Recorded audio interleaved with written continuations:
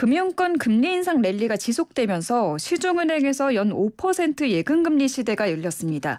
그동안 시중은행에서는 연 4%대가 가장 높았었는데요. 자세한 이야기 나눠보겠습니다. 이효섭 자본시장연구원 금융산업실장 전화 연결됐습니다. 실장님 안녕하십니까? 예, 안녕하십니까? 네, 먼저 우리은행이 1년 만기 기준 연 5.18% 금리를 제공하는 상품을 내놨습니다. 예. 지금 당장 보면 조금 금리가 다시 떨어져가지고요. 4% 후반대 금리 상품으로 이제 바뀌었습니다.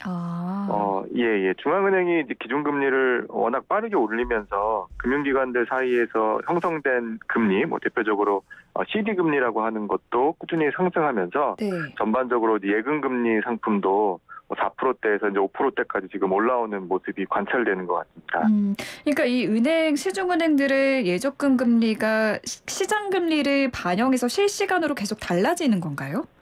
예. 그런 상품들도 있고 이제 그렇지 않은 상품들도 있는데요. 네. 은행들은 기본적으로 이제 가계와 기업의 대출 수요에 부합하기 위해서 대출해주기 위해서는 돈이 필요합니다. 그러면 이제 돈을 조달을 해야 되는데 네. 다른 은행들이 공격적으로 이제 금리를 올리고 있기 때문에 우리도 이제 그 많은 자금을 조달을 하려면은 예적금 금리 상품을 올릴 수밖에는 없고요. 그게 이제 시장 금리와 연동이 돼서 예적금 금리에 영향을 미치게 됩니다. 한국은행이 지금 기준금리를 계속 올리고 있잖아요. 그러면은 예. 그 시중은행들은 이 예적금 금리를 어느 정도 맞춰서 같이 올려야 하는 거죠? 예. 그럴 수밖에 없는 구조입니다. 지금 많은 전문가들이 11월 금통위에서도 한국은행이 0.25% 또는 0.5%의 기준금리 인상을 예상하고 있어가지고, 네. 지금 이제 추가적으로 자금을 조달해서 그걸 대출을 하려면, 추가적으로 예적금 금리를 올려야지만, 이제 대출 쪽으로 이제 그 기업이나 가게에 빌려줄 수가 있기 때문에요. 이 기준금리 인상에 비례하여 예적금 금리 그리고 대출 금리도 같이 이제 올라가고 있습니다. 이달 24일에 올해 예. 한국은행의 마지막 금통위가 예정돼 있는데요. 네네. 이때도 조금 전에 말씀해 주셨습니다만 0.25에서 0.5% 인상이 유력한 상황이거든요. 은행 금리도 더 오를 가능성이 크다고 봐야겠죠? 예. 저도 그 시중은행 금리는 더 오를 것으로 전망을 합니다. 일단은 이제 미국 연준이 그 가파르게 기준금리를 오르고 있고 또 내년에도 또 추가적으로 올릴 것으로 예상돼서 한국은행 입장에서는 11월 금통위 때 0.25% 혹은 0.5% 기준금리 인상을 할 걸로 보이고 내년에도 또 여전히 한미 금리 차가 확대되고 있기 때문에 내년에도 이제 기준금리를 올릴 수밖에 없는 상황에서 그렇게 되면 시중은행들도 예적금 금리 조달을 또 하고 또 기업들에게는 대출을 해주려면 그 금리는 레벨 자체는 이제 시장금리 연동돼서 올릴 수밖에 없는 구조로 보입니다. 이렇게 지금 은행 예적금 금리가 오르면서 네. 많은 분들이 은행 예적금을 늘리고 있거든요. 예. 최근 시장에 돈이 좀 은행으로 많이 들어갈 것 같은데 어떤 변화가 있나요? 예, 지금 돈의 흐름은 큰 변화가 나타나고 있습니다. 네. 2008년도 글로벌 금융위기 이후에 약 10여 년 동안 지속되어 온 게 이제 위험 자산에 대한 투자 선호 현상이었는데요. 대표적으로 부동산이나 주식 이런 코인 같은 고위험 상품에 이제 시장의 돈들이 흘러갔었는데 지금은 빠르게 시장 금리 그리고 중앙은행들이 기준 금리를 올리면서 위험 자산에서 안전 자산으로 큰 돈의 이제 머니무브가 나타나고 있습니다. 예, 이른바 또 스마트머니라고 불리우는 고액 자산가들 그리고 기관 투자자들 중심으로 해서 예금이나 은행 예금 그리고 달러화, 금 같은 안전자산 중심으로 시중의 돈들이 이제 빠르게 이동하고 있고요. 최근에 한국은행 발표에 따르면 불과 이제 몇 개월 전 8월에 시중은행의 수신 금액이 8.7조 원으로 나타났는데 9월 한 달 사이에서 이게 36조 원으로 약 4배 가까이 증가하게 됐습니다. 이처럼 최근에 돈은 이제 시중은행 안전한 곳으로 빠르게 이제 옮겨가고 있다 이렇게 요약할 수 있습니다. 네. 지금 제가 오프닝에서도 이야기를 했는데요. 사실 그 5% 예적금 금리는 저축은행 같은 제2금융권은 많이 찾아볼 수가 있는데 시중은행이 지금 5%를 넘어선 거는 굉장히 오랜만이잖아요. 예, 그렇습니다. 그러면은 저축은행 같은 제2금융권에서는 자금 이탈을 막기 위해서 수신금리를 더 올릴 가능성이 커 보이는데 이 부분은 어떻게 보시나요? 그 생각만큼 저축은행과 지금 시중은행 간의 예적금 금리 차가 많이 발생하고 있지 않습니다. 이 말씀 주신 것처럼 시중은행이 워낙 가파르게 올렸는데 네. 저축은행은 그에 따라잡지 못하고 더 추가적으로 올리기는 조금 힘든 상황으로 보입니다. 그 이유가 이제 뭐 저축은행들이 수익 다변화를 위해서 최근 몇 년간 뭐 다중채무자 대출이라든지 그리고 뭐 부동산 PF 대출을 늘려왔는데 관련해서 이제 부실화될 가능성들이 조금 나타나면서 고객들이 이것을 이제 알고 상대적으로 안전한 시중은행 중심으로 이제 자금을 예치하다 보니 저는 이제 저축은행들이 로 돈이 많이 안 가는 현상들이 나타나고 있지 않나 이렇게 생각이 듭니다.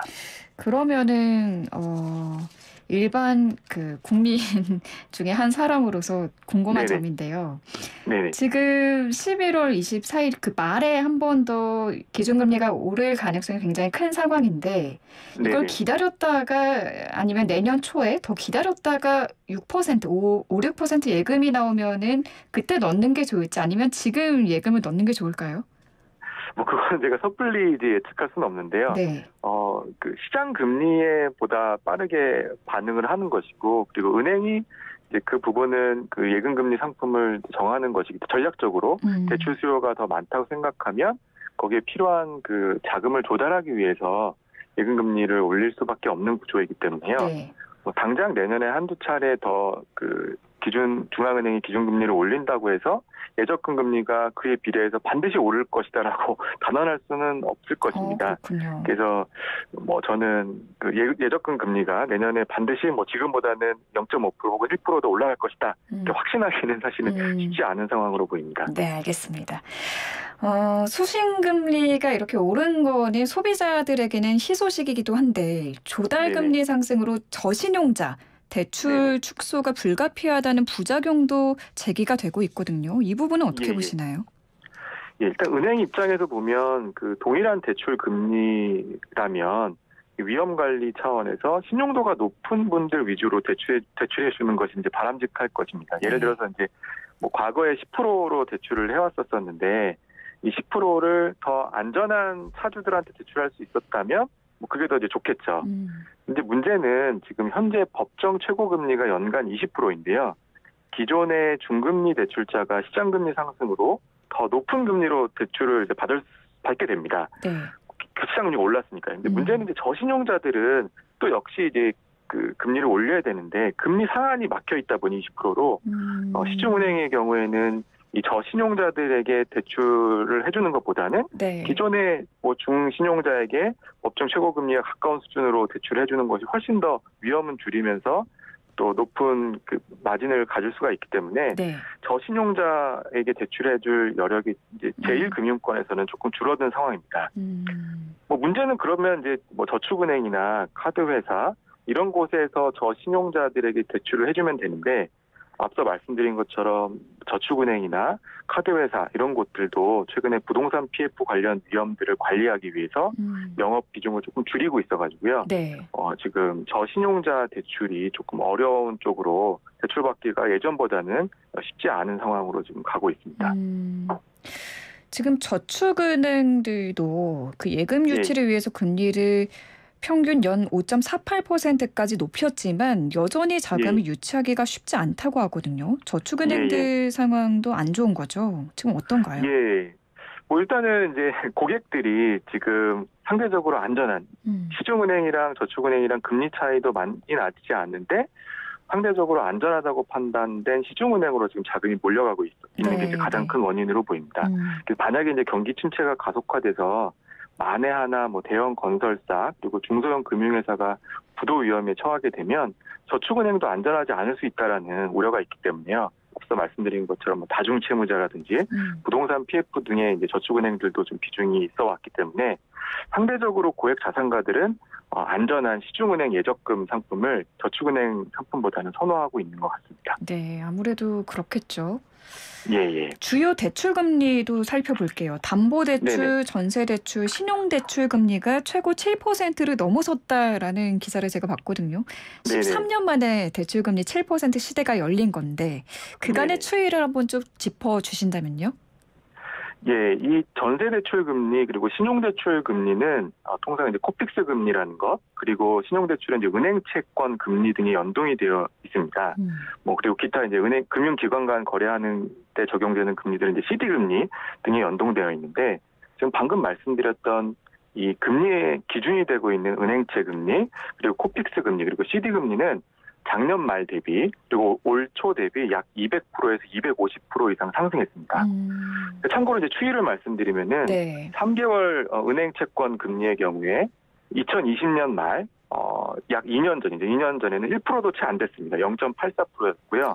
그리고 작년 말에는 조금 올라서 1.4%.